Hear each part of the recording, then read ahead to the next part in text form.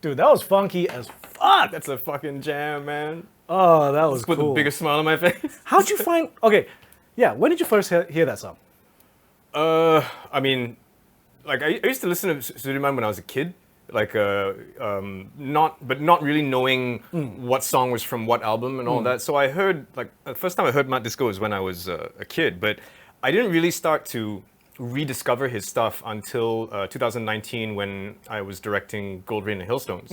So when I was directing Gold Rain and Hailstones, I was just basically went down this rabbit hole of listening to older local stuff because I wanted to put a playlist together for the pre-show. So I was just going through like all the stuff I used to listen to, like Sudirman, Search, and all that kind of stuff, and stumbled upon this song. I was like, oh fuck, I vaguely remember this song, and I forgot.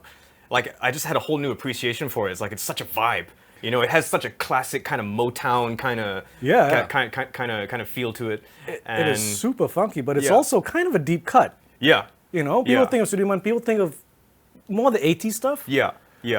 This is actually my favorite period of the late 70s. Yeah, the late 70s. So like the album this is from, like Brasan, it's an incredible album. There's this other song on it called Usa, which is crazy fucking gorgeous love song.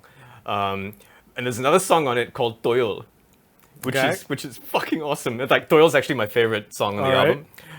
But I just think like for today's purposes of wanting to like just introduce people to the album, I think this is the best song to play. And I just love what the song's about. Like this guy who just loves going to the disco and like and just refuses to go home, and in the end he's like, fuck it, I'll build my own.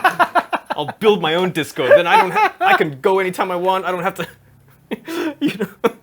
I just love the defiant kind of like fuck you, I'm gonna party attitude of it. It's so unapologetic about partying.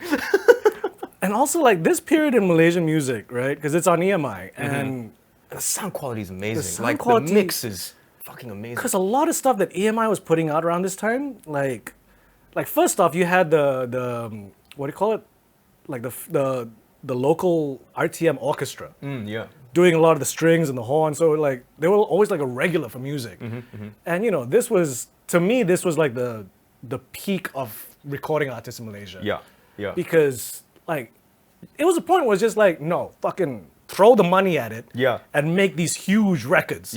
And you can really hear it too. Like, the other tracks on the album, there's some big pieces in there. It's like it's a full-on band in some case, like you got strings and everything, and it just the quality of the recording is just awesome.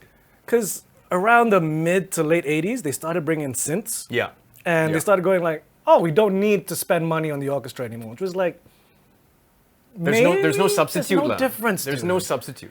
Right? Fucking a room full of people playing the song it just sounds great. Because like Sharifa Aini stuff during this era is like really funky. And of course the Alley Cats. So yeah, it's that is a dope track. Like, and it's that I love that sound. I love that.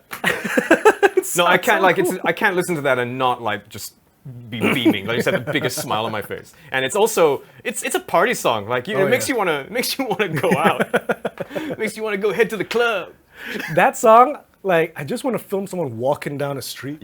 No, exactly. Like also when I kind of like when I rediscovered it when I was putting the pre-show set list together, I was like, God, you gotta put this song in a movie. Right? Like there's something so fucking. It's got walking down the street montage, slow motion walking down the street written all over it. Like you took John Travolta, in Saturday Night Fever, but then it's this track. He's walking down New York. It still worked. Make a movie about like a bunch of like fucking loser rejects, and then like in the third act when they find their mojo, like there's slow motion, that Armageddon slow motion shot, trailer shot. You got a song like this playing. It's gold. Just suddenly had a random idea for a movie.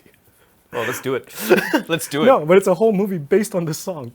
Fuck, let's do it. A dude who just, like, literally the story. Like fuck it, I'm going to open my own disco.